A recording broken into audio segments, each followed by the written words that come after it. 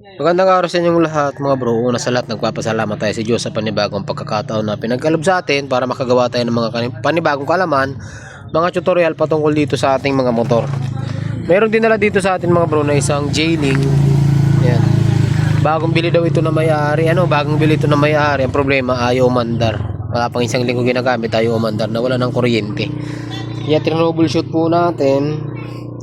So pagkalas natin ng wiring, ganito na po yung nangyari sa kanya. Ayan. Sabog-sabog na yung kanyang wire, pinalitan na ng stator na regulator rectifier. Parang pang TMX siya or di ko alam to. Kasama pati sa pininturahan, no? Bagong pintura din na makina, pati mga chassis niya, oh. Parang binihisan lang siya tapos binenta.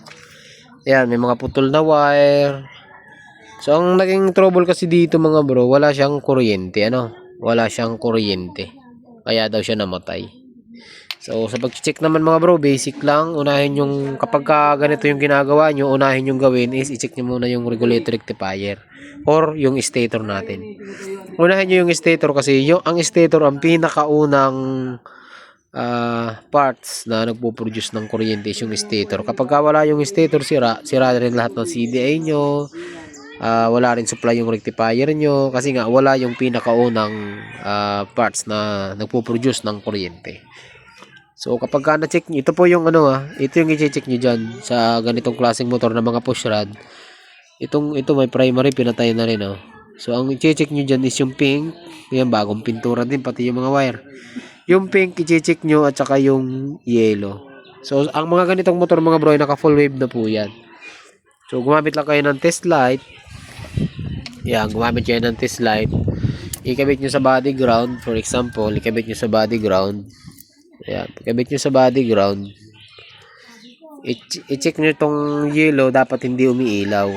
I-check nyo naman yung pink or yung puti, dapat hindi siya umiilaw. Pero dapat nakabunot po siya.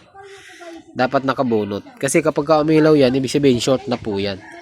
Ngayon, isa pang paraan sa pag-check, ito ikabit nyo dito sa yellow, yung test light, tapos i-check nyo yung pink. Ayan. Dapat naman, umilaw siya kapag kinikik nyo. Ganun yung pag-check, Ngayon, kung sakali mga brumbo yung stator, punta kayo dito sa regulator rectifier. Same process, ito yung dalawang dilaw na yan, i-check nyo yan. I-check nyo to sa body ground, dapat hindi umilaw. I-check nyo sa body ground, dapat hindi umilaw. Ngayon, pag check nyo yung dalawang yellow, for example, kagaya nito, i-check nyo yung dalawang yellow. Yan, dapat iilaw po siya. Good condition yun. Ibig sabihin, yung stator nakakatawid papunta dito. Yan, pagkatapos naman yan, na-check na po yung stator, i-check nyo tong kulay pula. Dapat mayroon po siya. Yun ang pula naman mga bro, yung pula na yan. Tandaan nyo, yung pula na yan mga bro, kaso sa green nakatapo. Kasi nga, nirewiring na ito, hindi naman tayo may gawa nito. Tingnan mo. Pagdating dito green, pagdating dito pula na naman. Yung pula naman na yan, sinusuplayan yan is yung battery. Dadaan siyempre ng fuse, tapos papunta dun sa susian.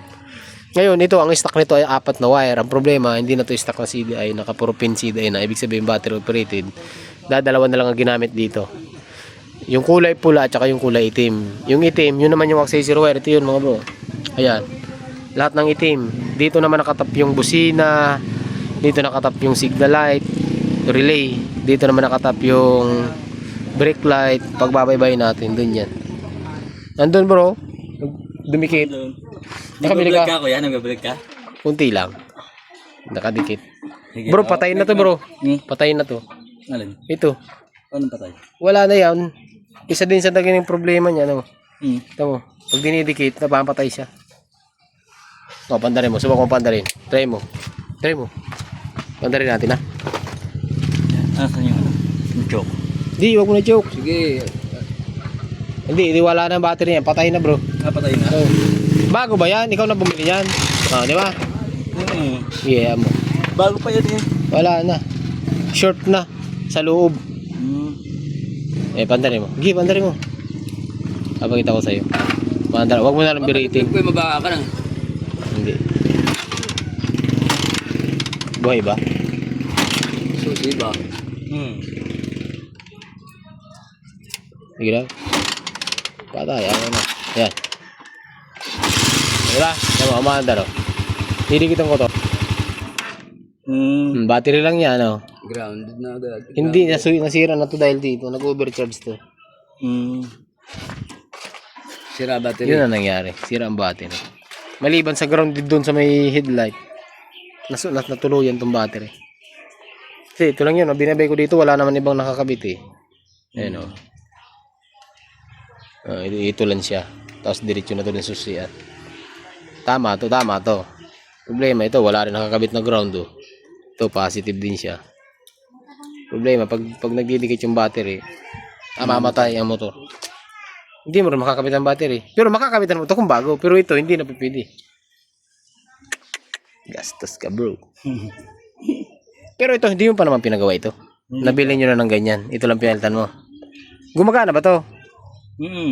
Starter. Gear wire muna natin. Ayusin natin itong mga konti-konti lang.